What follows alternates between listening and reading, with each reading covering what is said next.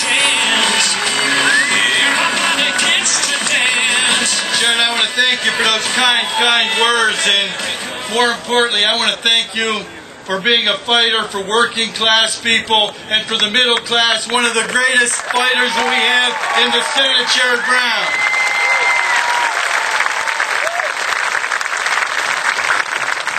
Good afternoon. You know, most of you know that I'm a coal miner, and I can't help but look out and see some of my brothers and sisters. Are there any mine workers out there? Are there any union people out there? Well, let me tell you, my job today is to deliver a little news to you.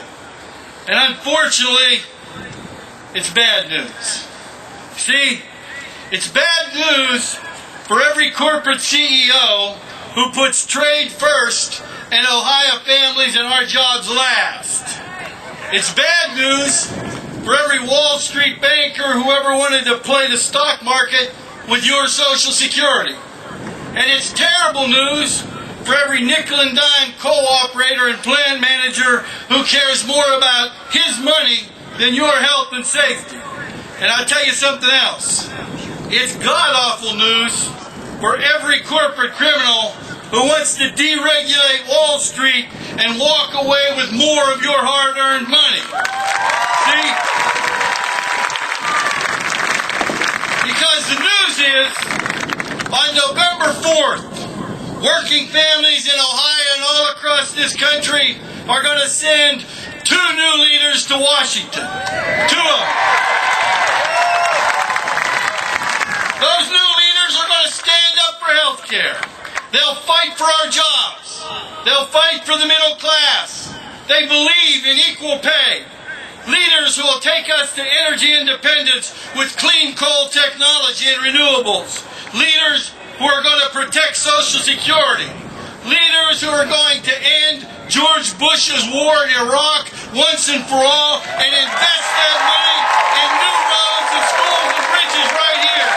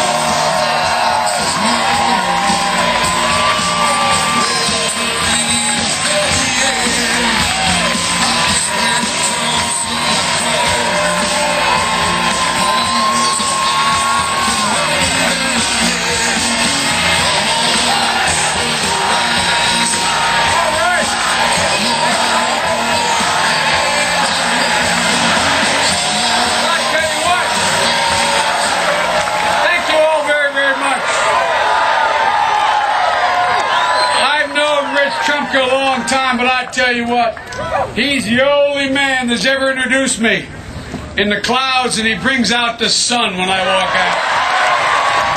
That's what the United Mine Workers do in my neighborhood in Scranton, I tell you.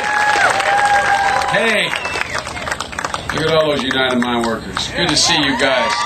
See this pin here that's got pinned on me? United Mine Workers. And folks, look, it's great. It's great to be here. Let me start by thanking Dean Richard Greenlee of Ohio University and the guy who you sent our way, and things have changed in Washington in a way that he's rattling the right people and helping the right people, Sherrod Brown. Sherrod Brown, thank you very much. And also, as I said, Rich Trump and I, we came to Washington together. He made good and I hung on. And but it's great to be with you. We love you, Joe! Well, thank you, man. Thank you, man. Just send the message to West Virginia. We're going to win in West Virginia. We're going to shock the living devil out of y'all. So hang on, folks. Hang on. The whole valley's coming the right way.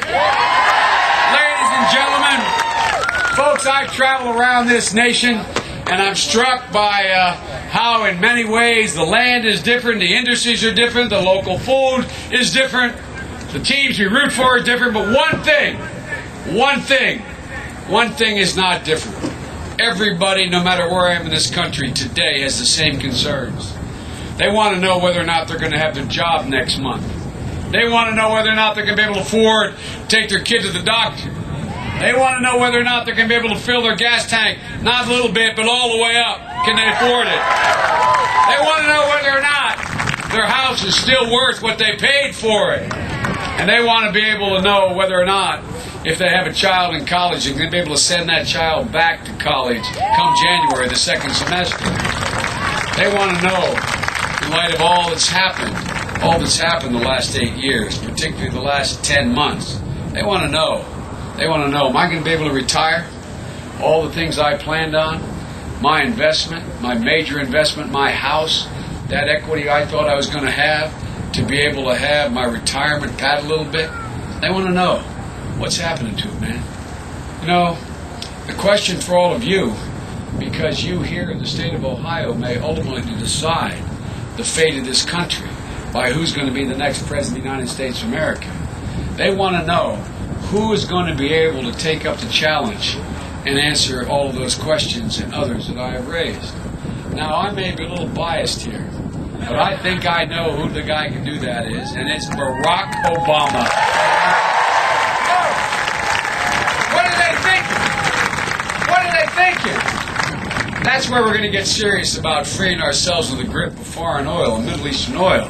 Because investing in American energy, wind, solar, renewable fuels, clean coal, coal sequestration, all these things we invest in, what do? They not only help the environment, but what do? They create new jobs. We'll create 5 million new jobs by investing $15 billion a year in renewable energy, and we will free ourselves from the grip of those oligarchs of oil. Ladies and gentlemen, again, this is not rocket science. It's not rocket science. Coal is the part of our energy future, man. We have enormous reserves. Right now, every single week in China, they build a dirty coal plant that pollutes the west coast of the United States of America and the environment. We can provide clean coal technology.